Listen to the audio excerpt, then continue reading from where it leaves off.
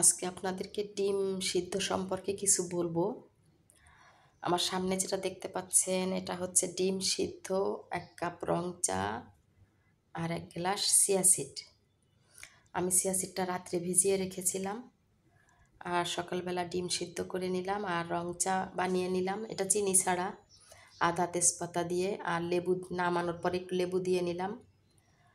তো ডিম সিদ্ধ আমরা কেন খাবো? ডিম সিদ্ধ আমাদের তো সকালবেলা ডিম সিদ্ধটা যখন আমরা প্রথমে চিয়া সিডটা খাবো, তারপর ডিম সিদ্ধ খাবো, তারপর রং চা খাবো। এতে করে কিন্তু ৩-৪ ঘন্টা আমাদের কোনো ক্ষুধা লাগবে না।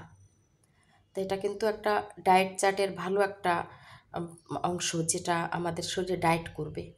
আবার ১০টা ১১টা বা ১২টার ভিতরে তারপর একটু নাস্তা আমরা করব।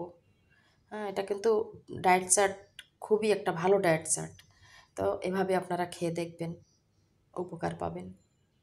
আর বাচ্চাদের জন্য বাচ্চাদেরকে ডিম সিদ্ধ খাওয়ানো দরকার।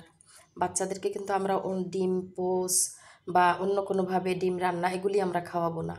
বাচ্চাদেরকে ডিম সিদ্ধ খাওয়াবো, তখন অনেক বেশি সিদ্ধ করিনি। আপনি দেখেন ডিমটা কিন্তু খুব বেশি সিদ্ধ করিনি, অনেক বেশি সিদ্ধ না, মোটামুটি সিদ্ধ হবে। তো এই বাচ্চাদেরকে ডিম সিদ্ধ কেন খাওয়াবো? যেসব বাচ্চারা বাড়তেছে না, লম্বা হচ্ছে না, ওই সব বাচ্চাদেরকে আমরা ডিম সিদ্ধ খাওয়াবো, তাহলে বাচ্চারা লম্বা হবে।